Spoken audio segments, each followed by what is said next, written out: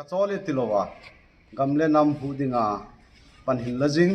frontline volunteer ho falbi ong lungtan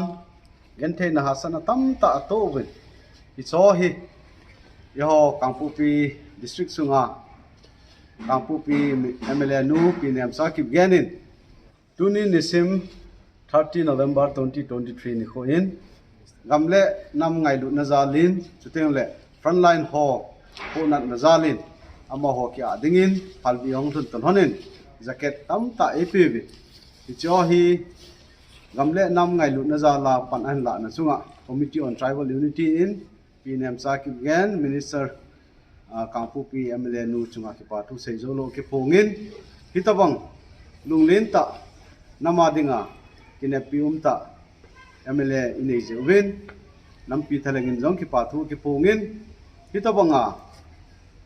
gamle namadinga pan la ho gel ko na